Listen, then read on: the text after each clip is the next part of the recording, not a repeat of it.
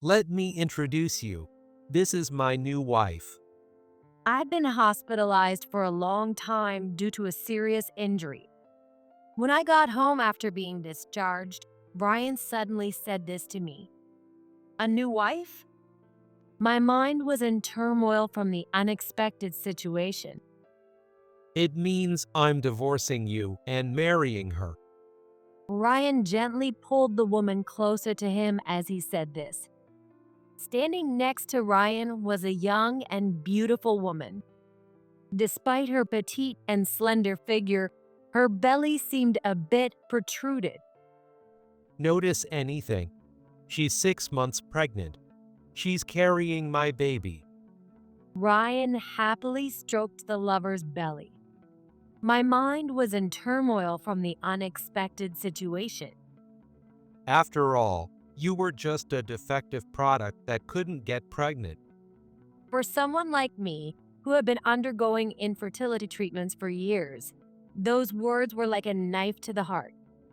6 months. That was the same period I had been hospitalized due to my accident.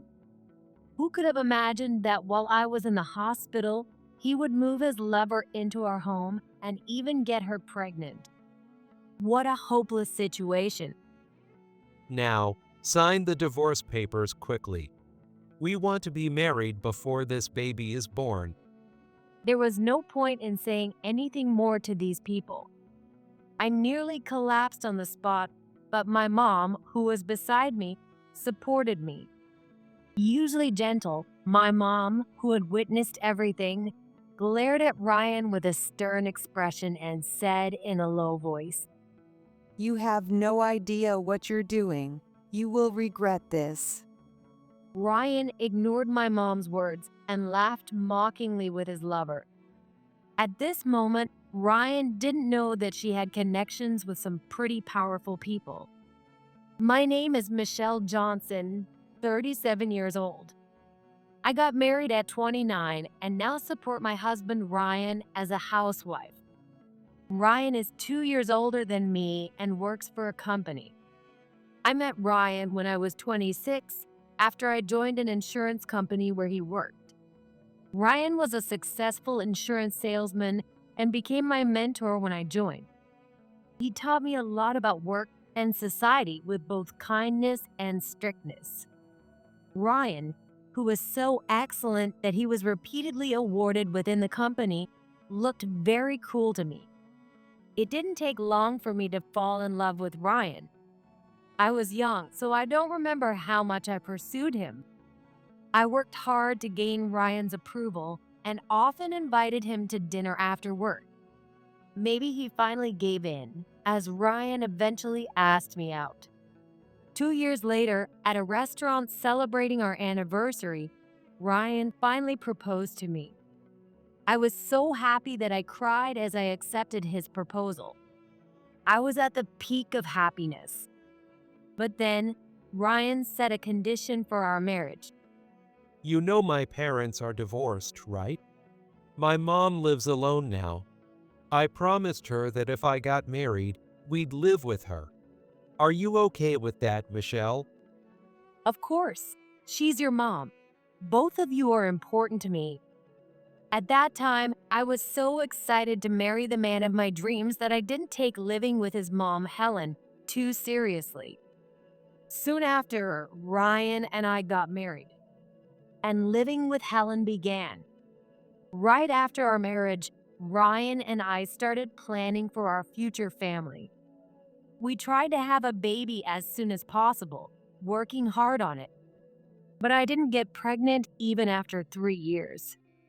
Our friends and colleagues who married after us were having children. I was getting anxious about my situation. Why can't I have a baby? Insurance salespeople have a lot of contact with families with children. I started to get scared of meeting customers who looked like happy families. I chose this job because I wanted to protect the happy futures of various people, but I was falling into self-loathing more and more. I couldn't concentrate on my work. This month, too, I wasn't pregnant and I was feeling down, which made Ryan frustrated. Sighing, he said to me in a dismissive tone, Failed again. You should probably go to a doctor, right? A doctor? Yeah, a fertility clinic. They can run tests to find out why you're not getting pregnant. Then you should come with me, Ryan. I won't. I'm perfectly healthy. Plus, it's embarrassing. If we're not getting pregnant, it's probably your fault. No way. Mom also said she's sad. She can't see her grandchild. Don't make me sad too. So, go to the clinic as soon as possible. Got it? Ryan spoke to me as if he were giving a lecture. Infertility is not just a woman's problem. It should be a 50-50 issue between men and women. Yet Ryan was convinced it was my fault and forced me to go to the doctor. I was anxious too, and I thought it might be time for tests. But it hurt that he spoke to me like that, even though I was also sad about not having a child. Afterward, I asked him several times to get tested together, but Ryan never listened. Reluctantly, I decided to go for the tests alone. When the results came back after all the tests, I was shocked. The cause of infertility was with me. The doctor gave me a complicated diagnosis. I didn't quite understand the term at first. When I asked for a detailed explanation, it seemed that my body had trouble developing the eggs necessary for pregnancy. The doctor said there was a chance I could get pregnant with treatment, but I was in a daze for a while. I barely remember how I got home from the hospital. See, it was your fault after all. Ryan said triumphantly, looking at the test results. Although a cause for my infertility was found, it shouldn't be the sole reason we couldn't conceive. Yet Ryan acted as if it had nothing to do with him. Well then, good luck with the treatment. Ryan placed a hand on my shoulder and spoke as if it were someone else's problem. I soon started treatment, but it wasn't easy. I had to adjust to my body's condition and go to the hospital regularly. I would be late for work or take paid leave to continue my treatment. However, my colleagues began to look at me suspiciously. I couldn't stand the scrutiny and decided to prioritize treatment and quit my job. Ryan was concerned about our reduced household income, but I assured him I would handle all the housework, and he agreed. I've been a housewife for 5 years now. During that time, we still didn't have a baby. The cost of infertility treatments kept rising. Ryan complained about taking the money from his income, so I dipped into my savings to cover it. Our efforts to conceive felt more and more like a routine, and we stopped talking about our future. On the contrary, he started staying out late, claiming it was for business meetings. I spent stifling days alone with Helen from morning till night. 8 years of marriage and still not a single grandchild. I must be the only one in this neighborhood without a grandchild. Are you defective? Ryan should have married a younger wife. I'm sorry, Helen.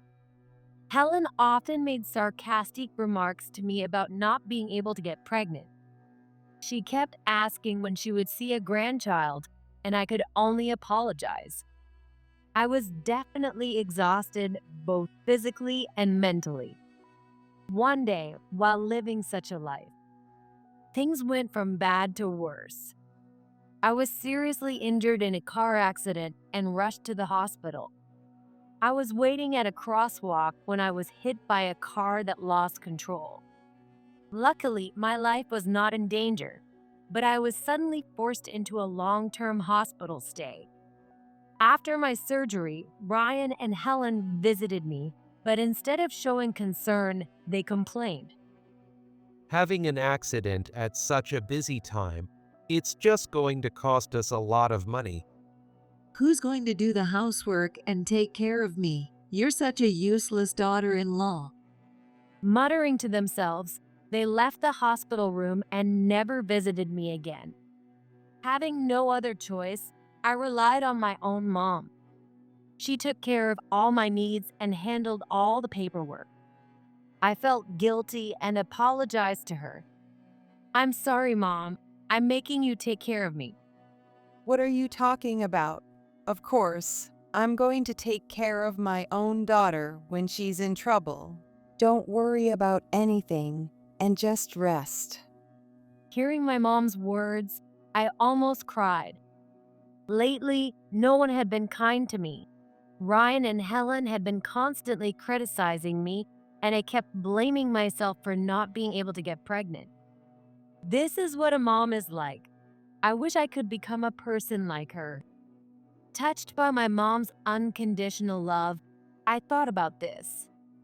6 months after being hospitalized, my treatment and rehabilitation were progressing well, and talk of discharge began.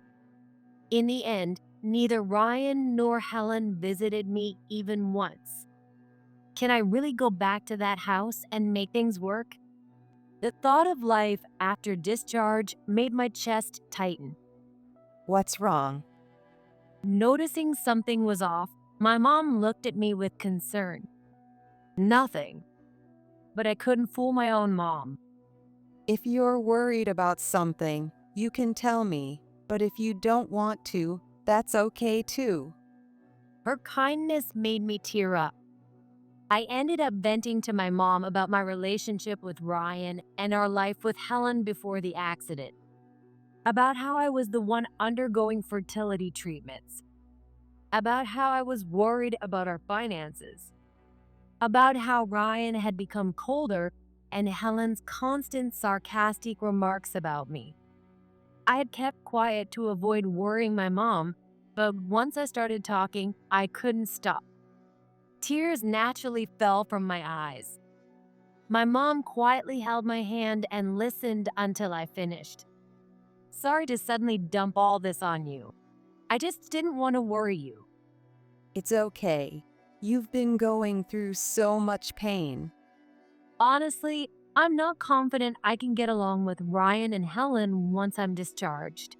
But the reason for our problems is that I can't have children, so I haven't been able to express how I feel. I looked down as I said this. The truth is, I no longer wanted to live with Ryan and Helen. But I felt responsible for our strained relationship, so I couldn't say anything. If only I could have children. But there was nothing more I could do. After a moment of silence, my mom let go of my hand and slowly walked to the window of the hospital room. She started speaking shockingly while looking out at the cloudy sky.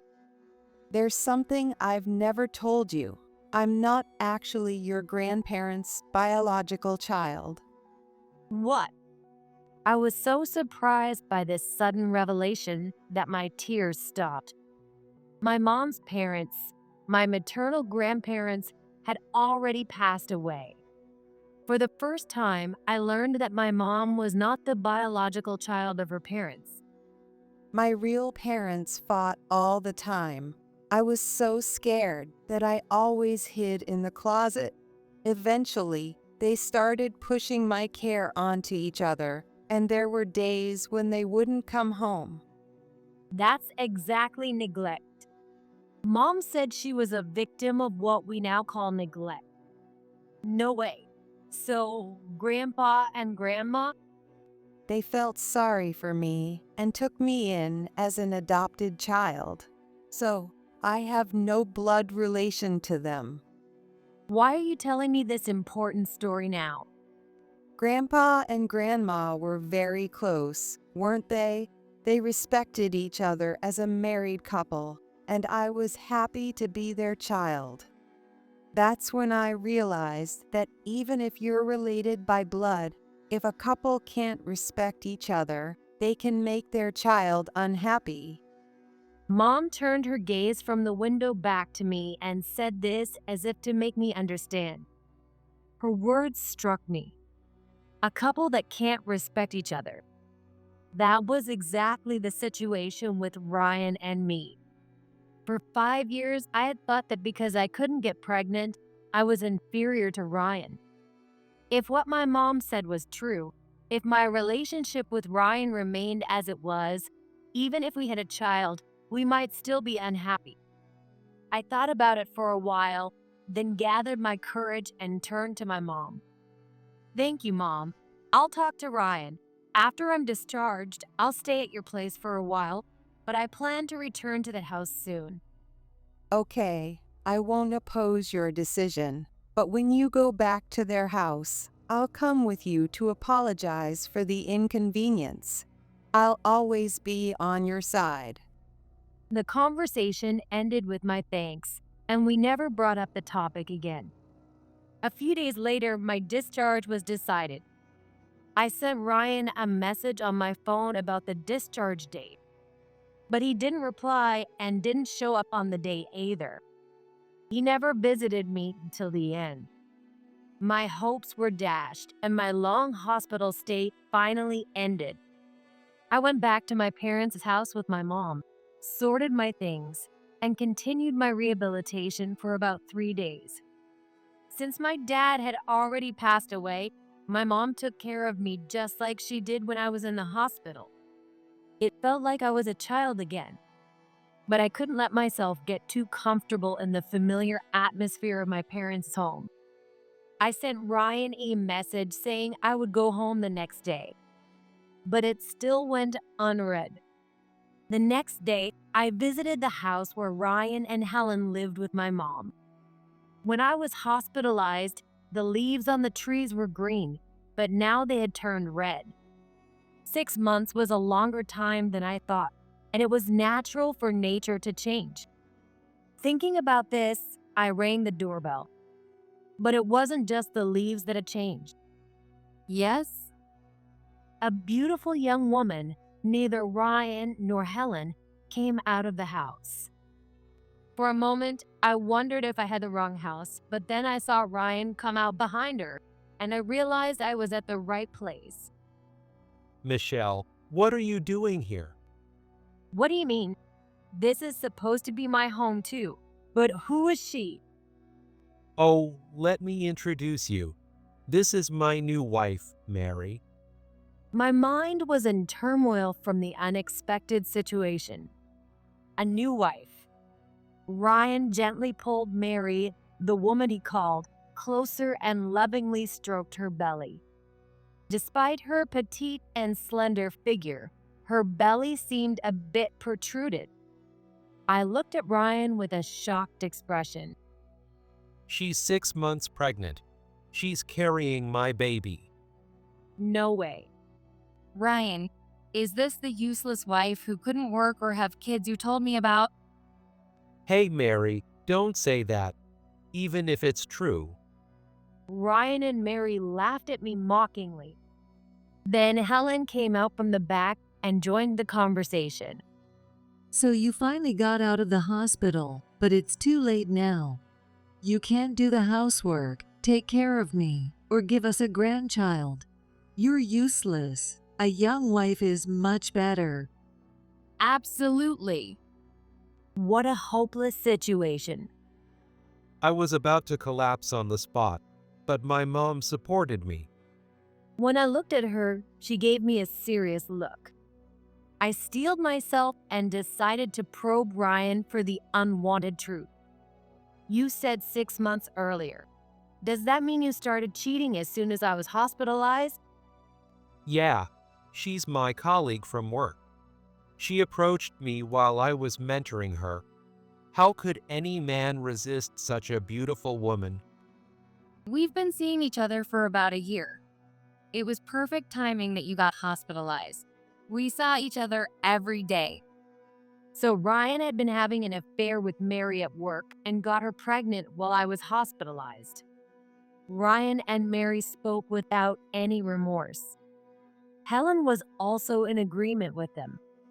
Ryan doesn't need a wife who can't get pregnant. A young woman is better for his future. That's how it is. I have money, so I'll pay you alimony or whatever. Just sign the divorce papers quickly. Ryan said this, bringing out prepared divorce papers from inside the house and thrusting them at me. His section was already filled out. What exactly did I come here for today? I thought I wanted to talk about our future. The situation was so absurd that I was dumbfounded. But I realized that nothing would change now. Come on, sign the divorce papers quickly. We need to submit our marriage papers with Mary. We want to be married before our baby is born. Michelle, I'd like to ask you too.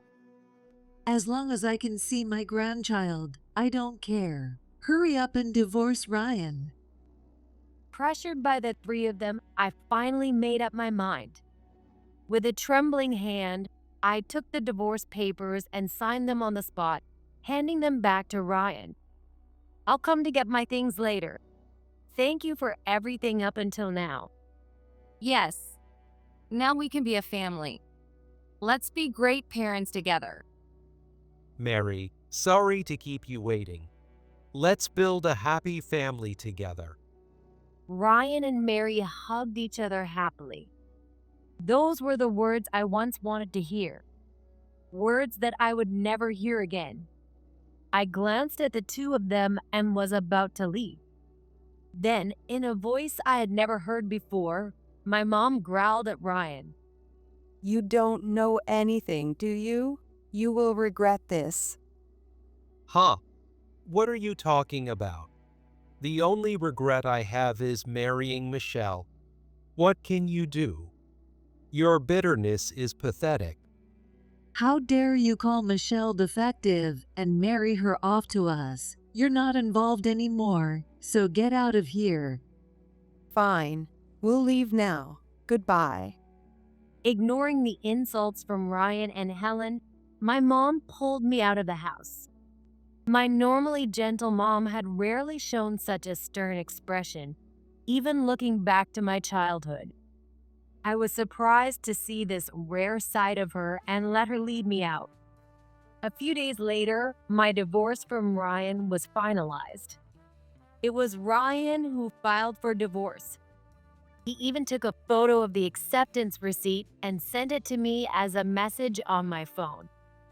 Thus ended my 8-year marriage. A month after our divorce, while relaxing at my parents' house with my mom, my phone suddenly rang. The screen showed Ryan's name. Wondering what it was about, I answered the call. Hey, what the hell have you done? Get over here right now. The moment I answered, Ryan yelled at me. His voice was filled with both anger and panic. The call ended after those words. I told my mom what happened, and she suggested we go to Ryan's house together.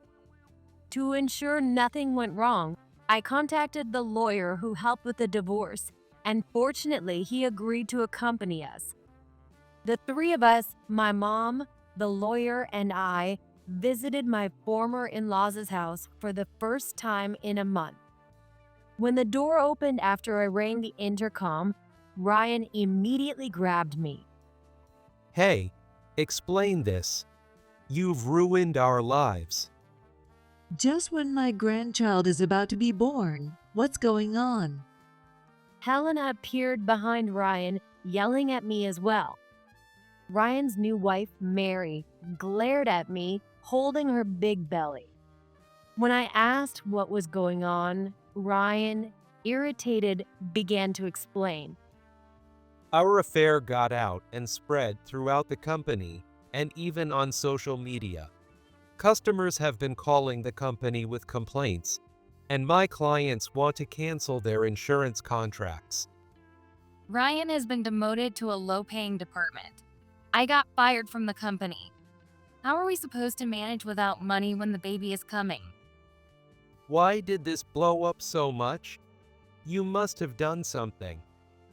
Ryan and the others explained the situation furiously. I was surprised that so much had happened in less than a month. My mom and I exchanged a knowing smile. I wondered if the three of them would be even more shocked when they heard the truth. Imagining their reactions, I looked forward to the upcoming events. This was the beginning of my revenge. I didn't do much. I just made a phone call A call? To who? to your company's chairman, Mason. Mason? Ryan was stunned to hear the unexpected name. No wonder the chairman rarely appears at the company, and regular employees never have the chance to meet him. Moreover, only executives would know his contact details. Don't lie. How could you contact Mason? Do you know the chairman's name? What? The chairman's name. It's Mason White, right? I remember from the induction ceremony. That's right, Mason White. He's my biological brother. What? Really? No way. Ryan, Helen, and Mary were stunned, unable to believe it. It seemed their brains were refusing to process the shocking revelation from my mom. Yes, the truth was that the chairman of the company where Ryan and Mary and I used to work was my mom's biological brother. In other words, my blood-related uncle. My mom's biological parents had another child. When my mom was adopted, that child was taken in by the White family, who had run an insurance company for generations. That was Mason. I only found out about this a month ago. When my mom revealed this to me, I probably had the same expression as these three did now. My adoptive parents said they wanted to take in my brother too, but since the White family were distant relatives, the connection wouldn't be completely severed. I asked them to take my brother to a well-off family. You've got to be kidding. Michelle never mentioned anything like this. It's all true. You never expected me to have any connection with the chairman, did you? I used that connection to inform him of your affair. What? You told Mason? There were rumors about inappropriate behavior in the conference room late at night and misuse of company expenses. When I informed him of your affair, he said he'd make a comprehensive judgment based on your past conduct. And as a result, you received this punishment, didn't you? Just so you know, I wasn't the one who spread it on social media. Someone in the company who loves gossip probably leaked it to an influencer. No way. The faces of Ryan, Helen, and Mary turned pale as they realized my connection to the chairman. Ryan and Mary looked absolutely devastated. Ignoring them, my mom approached Mary and whispered words that froze everyone in place. By the way, my brother mentioned that a few company executives and managers will be dealt with next. The reason is infidelity. It was discovered in an internal audit that they all had relations with the same woman. Who could that be, I wonder? Is that What? Is it you, Mary? Mom didn't respond to Ryan, but smiled and stepped away from Mary. Her smile was as good as saying yes. Seeing this, Ryan and Helen grabbed Mary, half crazed. Mary, you had relations with others besides me? Answer me. And the baby you're carrying is really Ryan's, right? You know what'll happen if it isn't, right? the truth is, I don't know whose baby it is. But Ryan, you said it yourself. Michelle is defective and can't get pregnant, and the fact that I'm having a baby makes you happy. So this baby must be yours. Are you crazy? We're getting a DNA test right now. If it's not mine, we're divorcing immediately. I won't be fooled by a woman like you. No. Enough of this nonsense. Ryan, what kind of woman did you bring here? The newly formed family was now in a fierce argument, hurling insults at each other. I watched as they quickly fell from heaven to hell. There was no point in staying any longer. I signaled my mom, and we turned to leave, reaching for the front door. But a hand grabbed my shoulder, stopping me. Ryan shouted. Wait, Michelle. The grip on my shoulder hurt, and I winced, but the lawyer who had come with us brushed his hand away. Ryan, seemingly out of his mind, started saying something ridiculous. Mary was crying with her face in her hands. Michelle, let's start over. We've both worked hard. I'm sure you can get pregnant. Don't abandon a pitiful man like me who was fooled by a lying woman. Honestly, this young girl is pregnant but can't do housework or take care of me properly. I'm fed up. You were much better at her. I'll forgive you if you come back now. Ryan and Helen's attitudes were beyond belief, and their excuses were even more astonishing. Finally, I couldn't hold back my emotions any longer. Shut up. Do you remember the horrible things you said to me about pregnancy? How can you expect me to be family with you again? I don't care what happens to you anymore. Michelle, I was going to forego alimony for the sake of the baby, but not anymore. I'm demanding alimony from both Ryan and Mary. Can I do that? Yes, absolutely.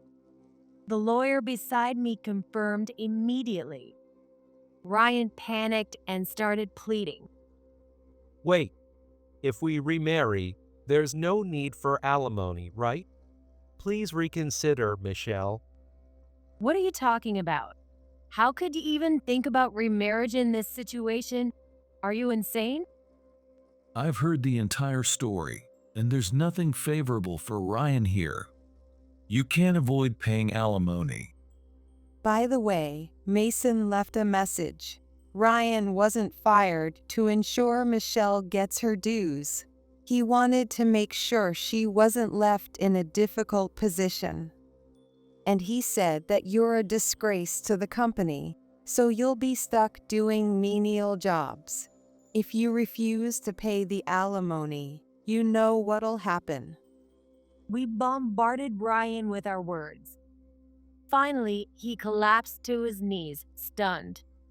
Helen made incoherent noises, and Mary continued to cry. It was a scene from hell. Ignoring their plight, we left. It's been 3 years since then.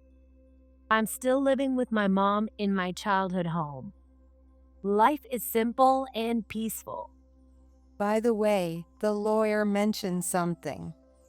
My mom suddenly recalled as we were having breakfast, like always.